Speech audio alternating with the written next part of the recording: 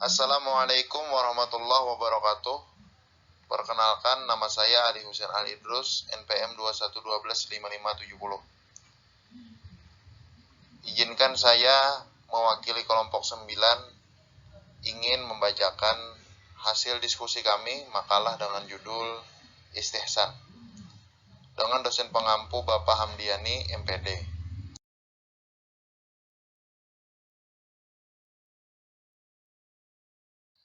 Pengertian istihsan. Bab 2 pembahasan. Istihsan secara etimologi merupakan bentuk masdar dari istahsana yang berarti menganggap baik sesuatu. 1. Atau mengira sesuatu itu baik. 2. Abu Hanifah tetap menggunakan arti lugawi sebagai dasar pemahaman istihsan. Berarti astahsin berarti saya menganggap baik. 3. Arti lain dari istihsan adalah mengikuti sesuatu yang lebih baik atau mencari yang lebih baik untuk diikuti karena memang disuruh untuk itu. 4. Pengertian istihsan menurut istilah ada beberapa definisi yang dirumuskan oleh beberapa ahli usul. Ibnu Subuki mendefinisikan udulu an qiyasin ila qiyasin aqwa minhu. Beralih dari penggunaan suatu qiyas kepada qiyas lain yang lebih kuat daripadanya, qiyas pertama. Atau udulu anid dalil ilal adati lil maslahah, beralih dari penggunaan sebuah dalil kepada adat kebiasaan karena suatu kemaslahatan. Kedua, istilah istihsan di kalangan ulama Hanafiyah sebagaimana dikutip oleh Al-Imam Sarakhsi, al-amal bil ijtihad wa ghaibur ra'yi fi taqdiri ma ja'alahu musyar mauqulan la linnas ila ara'ina. Beramal dengan ijtihad dan umum pendapat dalam menentukan sesuatu syara menyerahkan kepada kita. Atau ad-dalil alladhi yakunu ma'an ridon lil qiyas az-zahir alladhi ilaihim al-awham. Dalil yang menyalahi qiyas yang zahir yang didahului prasangka sebelum diadakan pengamalan terhadap dalil itu, namun setelah diadakan penelitian yang mendalam terhadap dalil itu dalam hukum yang berlaku dan dasar-dasar yang sama dengan itu, ternyata bahwa dalil yang menyalahi qiyas itu lebih kuat dan oleh karenanya wajib diamalkan.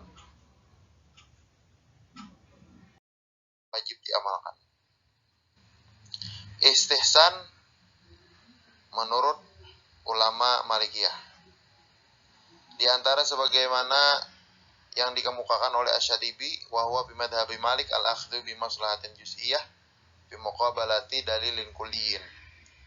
Istihsan dalam madzhab Malik adalah menggunakan kemaslahatan yang bersifat juz'i sebagai pengganti dalil yang bersifat kulli. Hakikat istihsan. Para ulama fikih berbeda pendapat mengenai keabsahan istihsan sebagai dalil pokok dalam pengambilan hukum. Di antara ulama yang paling santer dalam membela dan mengamalkan istihsan sebagai hujjah adalah ulama mazhab Hanafi. Hanya saja ulama mazhab Syafi'i memiliki pandangan yang berbeda dalam memposisikan istihsan sebagai dalil pokok dalam pengambilan hukum. Sebenarnya tidak ada perbedaan yang signifikan antara pandangan ulama yang membela dan mendukung istihsan dengan ulama yang menentang istihsan. Mereka tidak berselisih dalam penggunaan lafaz istihsan.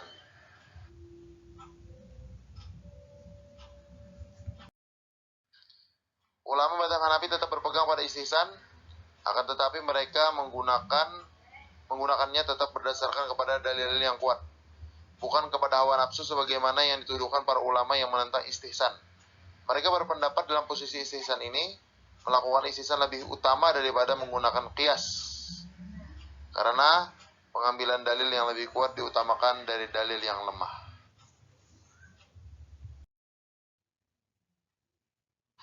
Perkenalkan, nama saya Amanda Putri Cahyawardani, NPM 21125571.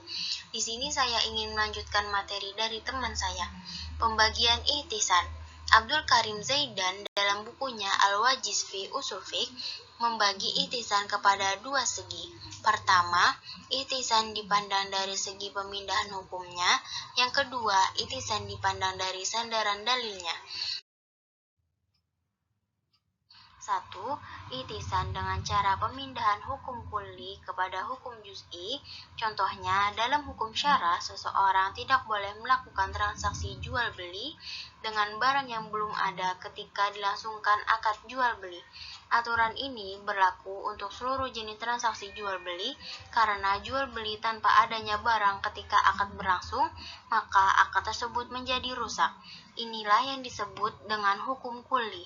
Kemudian, syariat memberikan keringanan dan pengecualian kepada pembeli barang dengan uang tunai, tapi barangnya dikirim kemudian dengan waktu dan jenis barang yang telah ditentukan. Jual beli salam. Jual beli ini dilakukan karena telah menjadi kebiasaan masyarakat. Juga jual beli ini untuk mempermudah bagi para penjual yang tidak memiliki modal. Pengecualian atau keringanan ini dinamakan dengan pemindahan hukum kulli kepada hukum juz'i. 2. Itisan dengan cara memindahkan dari kias jali kepada kias kafi. Karena ada dalil yang mengharuskan pemindahan itu. Contoh, menurut mazhab Hanafi, sisa minuman burung buas seperti burung elang dan gagak adalah suci dan halal diminum. Penghalalan ini ditetapkan berdasarkan itisan. Menurut kias jali, meminum sisa minuman binatang buas seperti anjing dan burung buas adalah haram karena binatang tersebut langsung meminum dengan lisannya yang dikiaskan kepada dagingnya. Menurut ihtisan, berbeda antara mulut binatang buas dengan burung buas tadi. Kalau binatang buas langsung meminum dengan mulutnya, sedangkan burung buas meminum melalui paruhnya yang bukan merupakan najis. Karena itu, mulut burung buas tadi tidak bertemu dengan dagingnya yang haram dimakan. Sedangkan ihtisan dipandang dari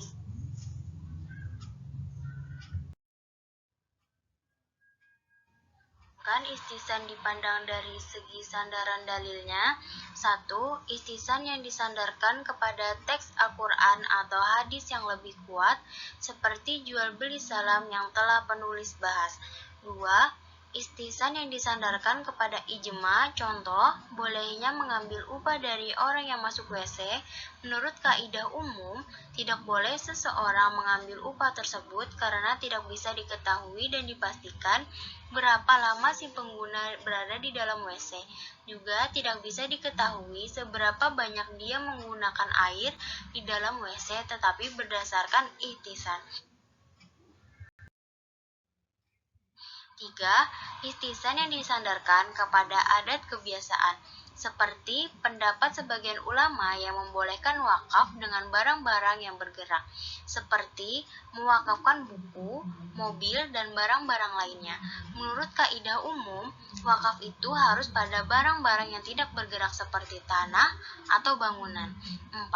Ihtisan yang disandarkan kepada urusan yang sangat darurat, seperti membersihkan sumur yang terkena najis, hanya dengan mengambil sebagian air dari sumur itu. Menurut kias, air sumur tersebut tidak bisa dibersihkan lagi, karena alat untuk membersihkan air itu sudah kena najis dan tidak mungkin dibersihkan. Tetapi menurut ihtisan, air itu bersih lagi hanya dengan mengeluarkan sebagian airnya saja, karena mengeluarkan sebagian air itu tidak mempengaruhi kesucian sisanya.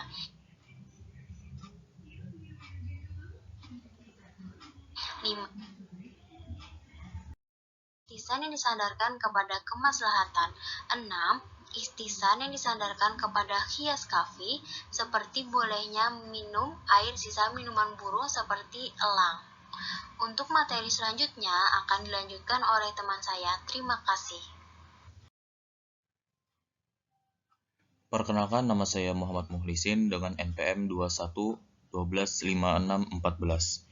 Kali ini saya akan melanjutkan presentasi dari teman saya, yaitu tentang kehujjahan istihsan. Para ulama yang menggunakan istihsan adalah Imam Abu Hanifah, Imam Malik, dan sebagian pengikut Imam Ahmad bin Hanbal.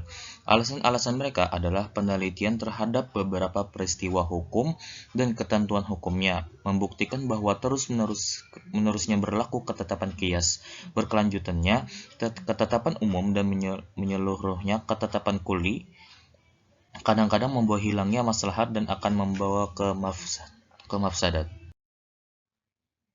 Menurut Al-Syatibi, istihsan yang telah dipakai oleh imam mazhab bukanlah semata-mata didasarkan pada logika murni dan mengikuti hawa nafsu, tetapi sebenarnya semuanya dikembalikan pada maksud syara' yang umum dalam peristiwa-peristiwa dikemukakan yang sifatnya kontekstual demi terwujudnya maqasid al-syari'ah.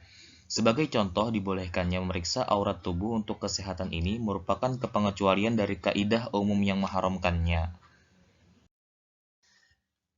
Adapun dalil-dalil yang digunakan mazhab Hanafi dalam pemakaian istihsan adalah firman Allah Subhanahu wa taala dalam Quran surah Az-Zumar ayat 18 dan 55 yang berbunyi ayat 18, A'udzubillahi minasyaitonirrajim. Bismillahirrahmanirrahim. Alladzina yastami'una al-qawla fayattabi'una ahsanah. Ulaika alladzina hadahumullah wa ulaika hum ulul albab. Dan ayat yang ke-55 yang berbunyi wattabi'u ahsana ma unzila ilaikum mir rabbikum min qabli ayyatiyakumul azabu baghtatan wa antum la tash'urun.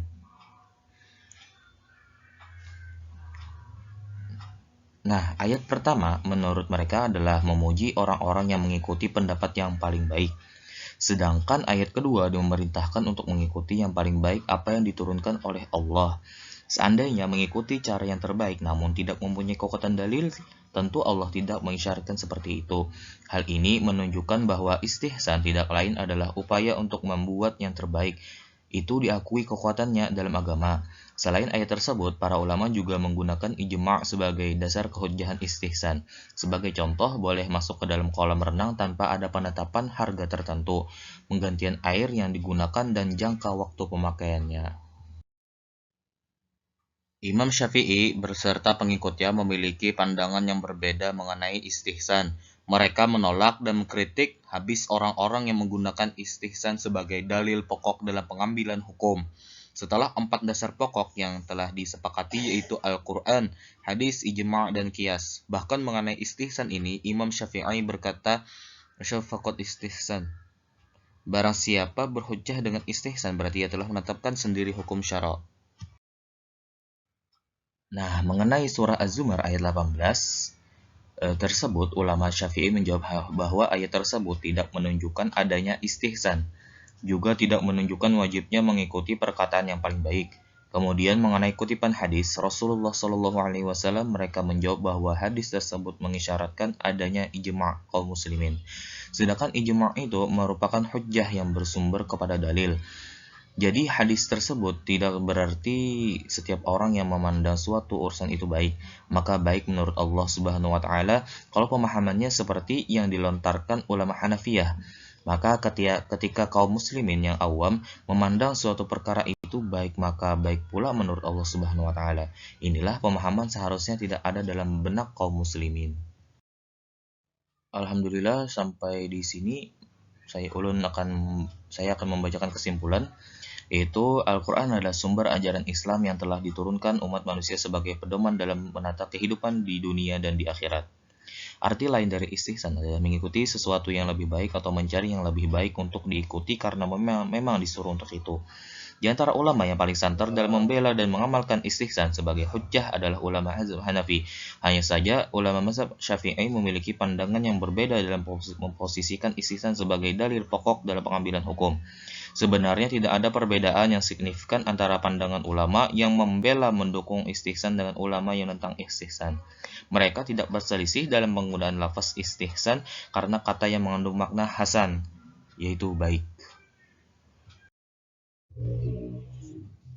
Baiklah, terima kasih atas perhatiannya yang telah menyimak presentasi dari kami. Semoga presentasi ini bermanfaat untuk kita semua dan dapat menjadi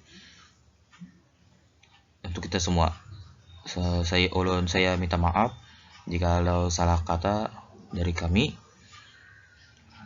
Semoga Bukan menerimanya dengan baik. Sampai jumpa.